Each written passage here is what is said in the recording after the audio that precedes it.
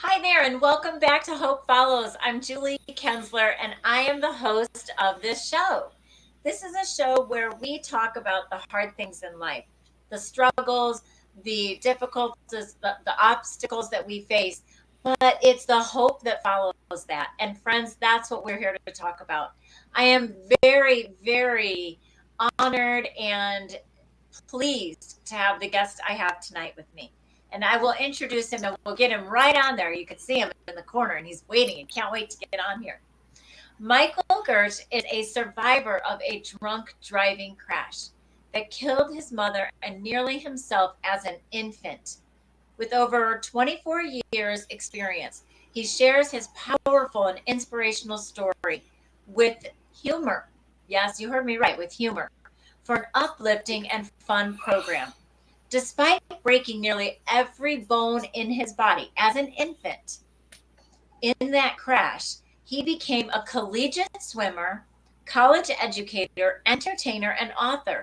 He uses humor to bond with the audience in his programs that have been called funny, relatable, and meaningful.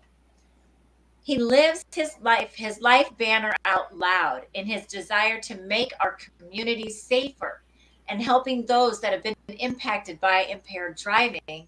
His audiences include keynote conferences, professional associations, schools, colleges, military bases, courts, and even a TEDx talk. I am so excited to have Michael on here. Hi, Michael. Come on. Hi, that sounds really impressive. I don't know who that was, but I like that guy. That sounds. I was like, wow, that sounds pretty good. I want to know who that is. But thank you so much for having me on. This is very exciting. So I appreciate the opportunity to share my story and thank you so much for calling it a crash and not an accident. I mean, I know you've been personally affected too, and Yes. we know the crash is the right terminology to have. So thank you for that. Absolutely, because we know that was one of the first things I learned going through the process was this is not an accident. It is 100% preventable. Right. Correct. Yep. Well, let's get into your story because there's so much for you to share. But you were a baby, an infant, and go ahead and tell us about that night because you only know, not from your own memory, but just from the stories that you've heard.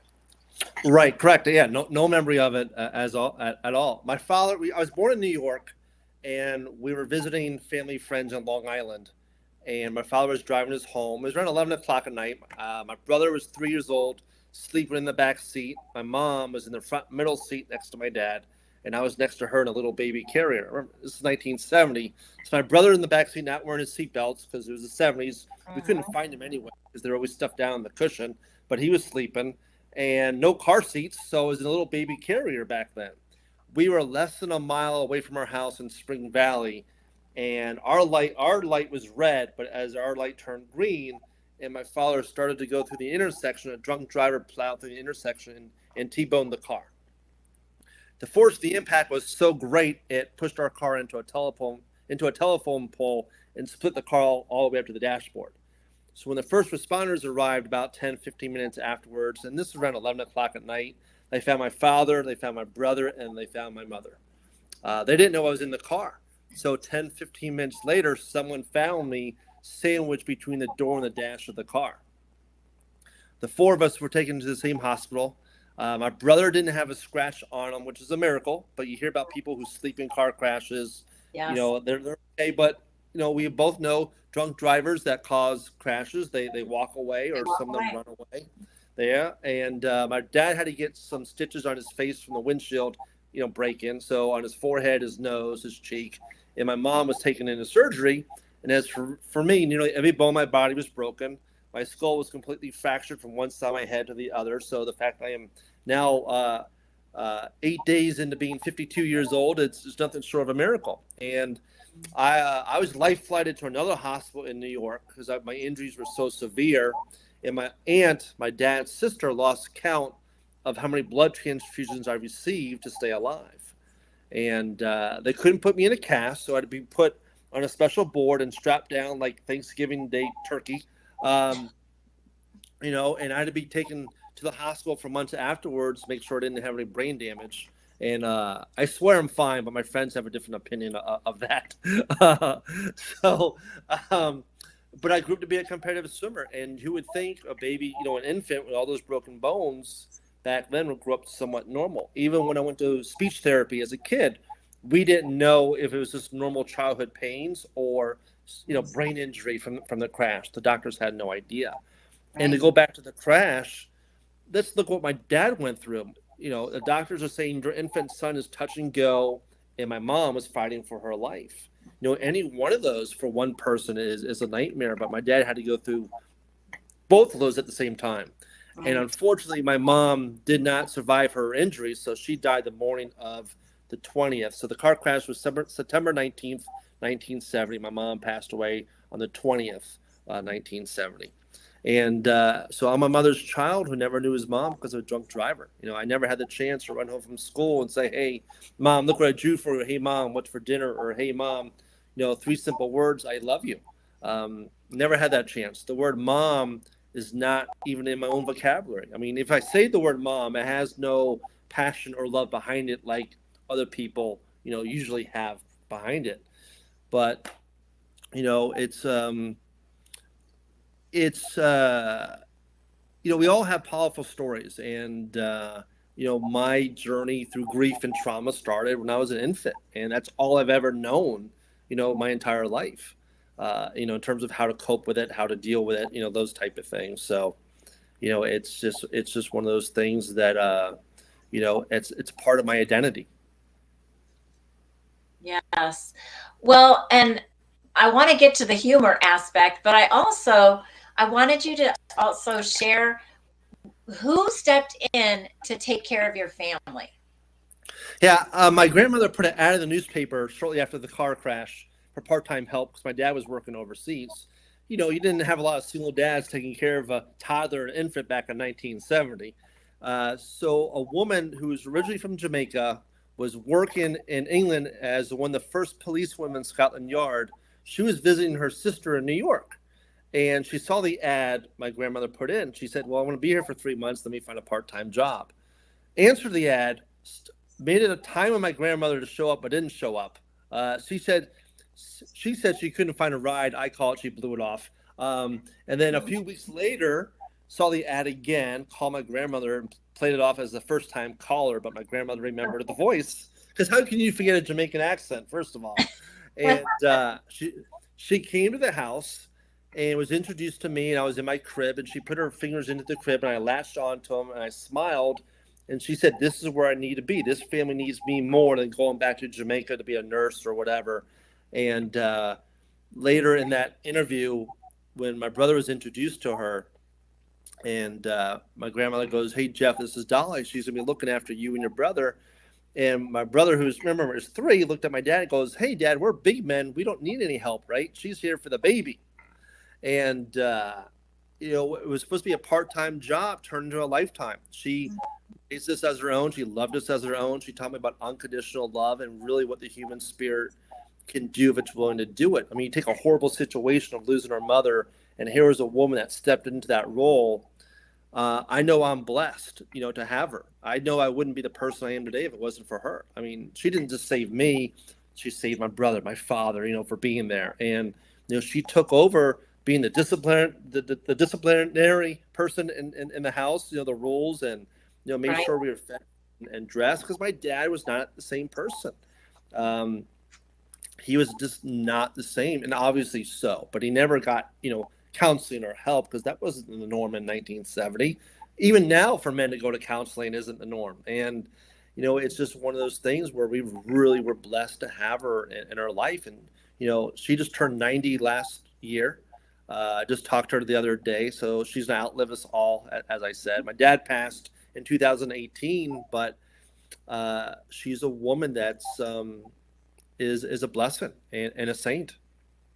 Well, and I'm sure she just saw that opportunity initially as a great job, but then something in her heart and spirit, when she touched your little fingers, felt wow, this is where I need to be. And even though she's a different race, and I know that plays a part in the 70s.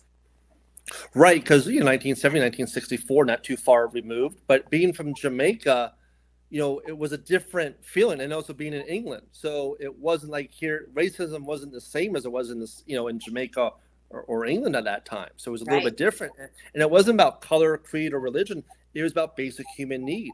And that's what she saw. And, a couple of years ago, she was telling stories in New York, and she goes, I remember when you were in your cage. And we all went, cage? You mean crib? And she's like, no, cage. And I went, well, that explains a lot of how I was raised and how I came out.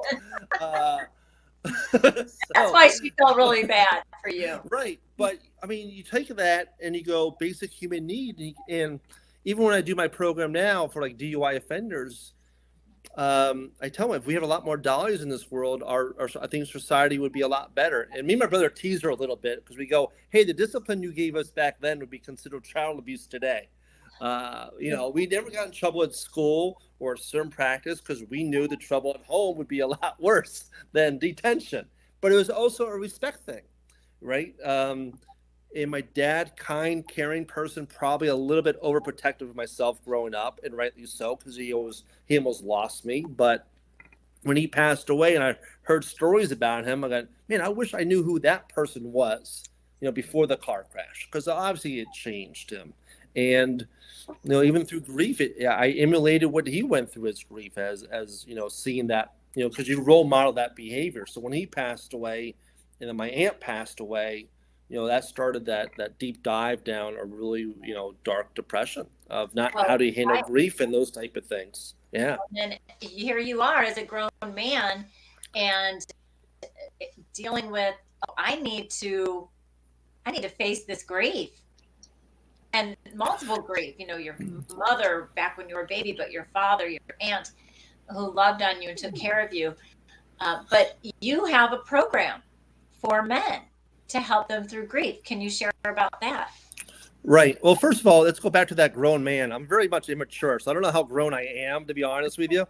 I look 52, but mentally I'm a child. That helps with, I think, I'm always a child no matter what. But the program, Staying Up to Grief, do a little bit of stand-up comedy, but also share my story. Because when I was going through grief counseling after my dad passed away, and I read a lot of Brené Brown's books that helped with vulnerability, and I go, why do I have to be afraid of this? Being afraid to share my emotion was what was getting me into trouble. So by having a program for men and sharing my story and having some fun with it, asking for help is a sign of strength. And I think we all know that for those who have asked for help. And it's tough. But after I went through the grief counseling, and then I went back again around the 50th anniversary, because I was going down that slope again, knowing how to cope with grief and trauma and deal with it was a blessing as well, because I didn't have those tools. I learned from my father, be quiet, don't say a word, and that festers inside. And man, I think when you keep quiet and it stays inside, and it builds up, and then you're ready to explode. And it's not like I wanted to die. I just wanted the pain to stop. And, Right. I was at that level where I had a plan, and what really kept me from not doing it was I didn't want to send my brother and Dolly and other family members back to the cemetery 3 times within 6 months. And even the times where I thought about it in my 20s, and I remember having a dream where I wanted to meet my mom, and of course, short of doing something stupid, that's going to happen. And I had a dream where my mom came to me in my dream, and she said, "Michael, stop worrying about me. I'm fine." And she gave me a hug, and I woke up face down the pillow like this, like I was hugging her. Yeah. And that was pretty comforting, because you ask yourself all those what ifs and the whys, and what was my mother's voice like and her laugh, and being a comedian, I made many people laugh, but that one laugh I never heard is my mom's. And that's still tough. I'll still get a little bit emotional now talking about it, because it's one of those things when, man, I just never had that opportunity for those type of things, and it's hard. And you even have talked about, I'm so sorry, I know this is hard. It's hard. That's okay. About all this. But you've even talked about, when we've talked before, about how you wished, and I want this message to get across to men, because you wished your father would have talked about your mom more, would have told Yeah. you about her. Right. I mean, he did throughout my life, but it was still tough. It was like, it was really tough. And I didn't realize how tough it was for my father until two things. When my grandfather passed away, I was 24. It was the first time I went to the cemetery. And as we were leaving, he sat down on a bench a few feet away from our family plot. And I saw the grief of my father for the very first time. And he broke down and cried. And I saw that. And even that was 24 years later. The second time where I really saw it was when he was in the hospital a lot for going through health issues in 2012. And he sent me and my brother an email on December 19th, 2012, which would have been their 48th wedding anniversary. And he said even to that day, it was still too hard to talk about. So my father carried all that trauma and grief for 47 years. And I mean, he had Parkinson's, so you take the physical pain of Parkinson's, but he was a role model for that because he never let Parkinson's get to him. He played the piano, and he started a kazoo band in the assisted living facility and wanted to go on tour. I was like, yeah, Dad, that's what America needs: a bunch of senior citizens leaving the home for a kazoo band. But Need their little Parkinson family bus. Right, and I have a video of him with Parkinson's, playing the keyboard, and you couldn't tell that he has Parkinson's. And I show that during my DUI program and go, look, he didn't let that get to him. So we can, if we want to change, we have that power within ourselves. And, my dad still teaches me about life, because even when I get down and think I get frustrated or whatever, I watch that video, and that kind of inspires me to continue. And, he was a strong man to go through all that. But at the same time, if he just got a little bit of help or talked about that growing up, my brother's life would be different. I'm not married. I don't have kids, because I saw that pain my father went through. And I went, I don't want to experience that at all. Right. It's going to be regret, because now that I'm 52, people go, oh, you're still young enough, you can have kids. I'm like, no, the only diapers I'm changing are mine. I'm not doing infants now. But yeah, I think if my mom was talked about and it was a natural thing growing up and we were dealing with that trauma and grief, I think life would have been a little bit different, but it wasn't. And you see that. And, we're getting better at mental health now, and, having counselors for kids and so forth and trauma, but that wasn't there in the 70s and 80s. And when I wrote the book, I had family members who said, we thought you were always fine. Yeah, I was swimming. I was pretending to be Spider-Man. I was playing with my Star Wars toys. Of course I was fine. I was a kid, Well, we're learning, as a teacher, we're learning a whole lot about these emotional issues that children have from these painful experiences in their childhood. And how can we address that in the world of education? How can we support them and care for them? But I'm thinking about your dad again, and just how you're right. Had he gotten the right help, had he been to a stand up to grief type of program, what a difference it could have made. I mean, I look at my own brother-in-law, Tammy's husband, and within 2.5 years, he took his life. Right. Yeah. And we wanted him around because we wanted him. He's Tammy, that having him with us still helped us feel with us. Right. Yeah, that's so hard. Yeah. I mean, he never got that help. And, I think for men, again, it goes back asking for help, and we don't know what to do and so forth. And that trauma and just that pain. And when you want that pain to stop, that's, sometimes we think that's the only solution. And, he probably thought he lost everything. And I know, thinking of, my brother and Dolly, and, I didn't want my friends, asking the whys. And also, for my mother, I really believe she saw that car coming and did something to save my life. So I believe that she sacrificed her life so I could live. Oh, only a mother would do. I mean, a mother or father, she was right. the one sitting next to you.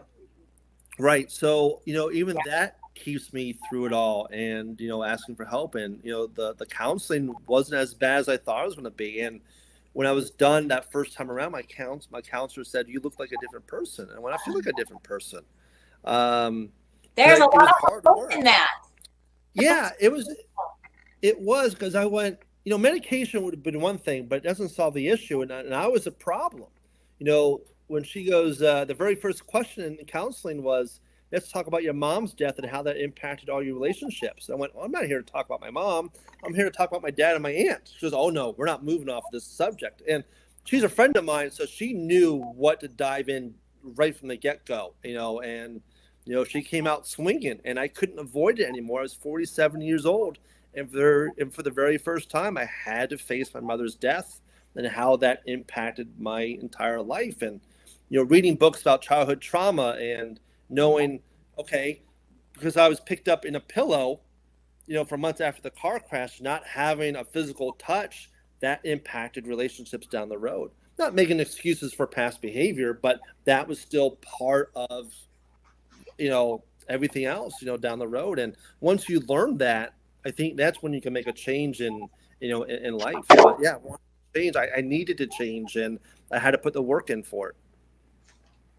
Yeah. Well, let's go back into the humor aspect, because how in the world can you bring any kind of humor out of a tragic loss, especially drunk driving? It's humor is my defense mechanism. So I hid my trauma and grief with humor. I was good at it. I grew up doing magic. My grandfather took me to the magic store, and that really, I was bitten by that bug, and that gave me confidence to talk in front of like people. little kid magic tricks, right? Yeah, I was doing that. Yeah, I wasn't doing David Copperfield, type of things, but I was doing, kids parties and bar mitzvahs and those type of events, and it was fun. But I was always good at making someone laugh. And even in junior high school, I want to be a comedian. And the first time I did it, I was 18, right before college, and I was horrible because I was so used to doing magic back then for the laughs. But now, why were people laughing at you so much with the magic tricks? Were they not working? They were. I mean, the comedy and the magic helped, a lot. Think about Harry Anderson, and he combined both of those things. But I always wanted to move away from magic and just do stand up. Right.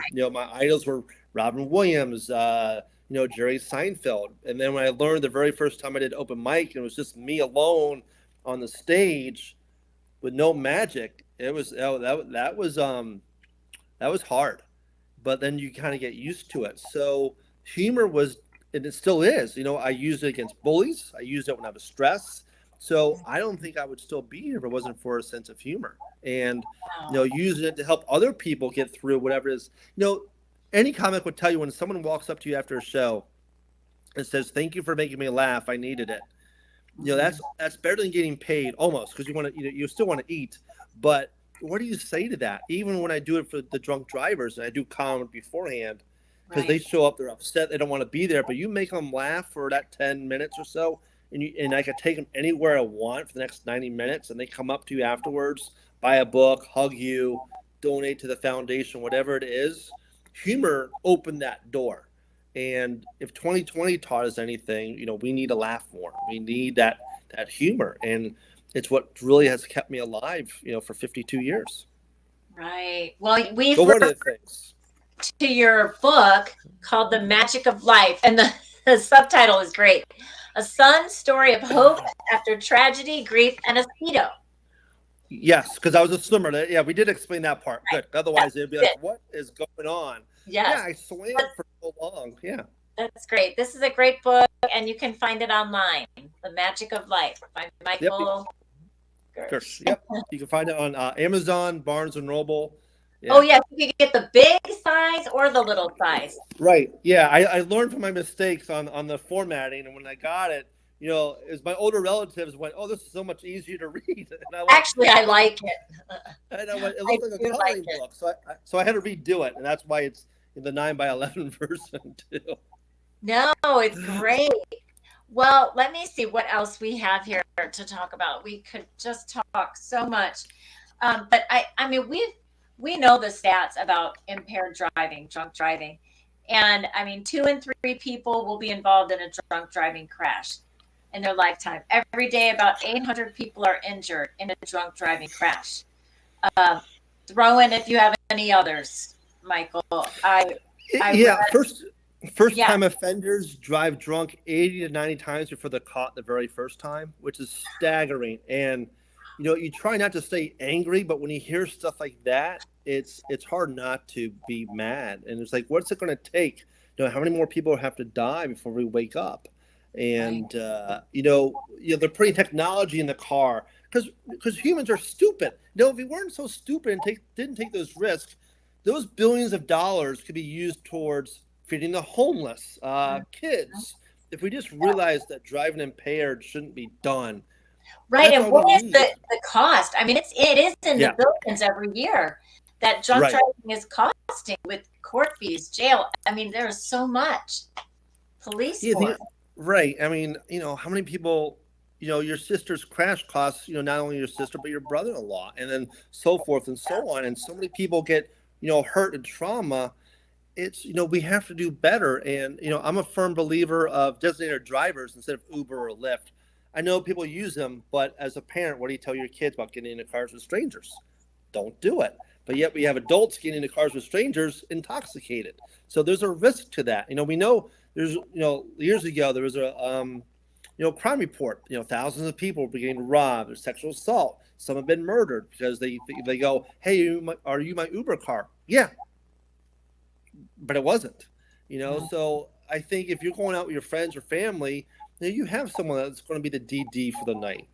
And Right. and the fun thing too is, look, if you're the DD, you could drop your drunk friends off at the wrong house and try to watch them get in that house. That's fun for you, not And for then them. you can also videotape them. Right, because they're going to Of need it for course. evidence. Yeah, Yeah. yeah, for court. Uh, But but yeah, but it's just, I know that if I read that cold water, drinking coffee, none of that sobers you up. right, If you correct. are intoxicated, it is only time. And if you're that far in over the level, it's not going to be until the next day. Right, and I'm not against the use of alcohol. I don't mind, I don't mind having a glass of wine with a good dinner or something like that. But it's the abuse of it when it harms yourself or other people. That's and then of course Absolutely. impair. Yeah. Yes. I totally agree. Yes. And I think then what we want to talk about then is the solution. And for you, the solution has been to put your program, uh, several programs that you have to help people get through that struggle of grief. So, how do you Yeah. plan? Because you'll go to colleges, you'll go to the court system, and we actually are just about out of time. But we'll have to come back and do this again. But thank you so much, Michael, for being here Thank you and for sharing having me. what you did. I appreciate it. No, thank you. Do you have one last word you'd like to share? Yeah, don't drink and drive. Use a designated driver. Get help if you need it. If you're struggling, there's tons of help. There's no shame in that.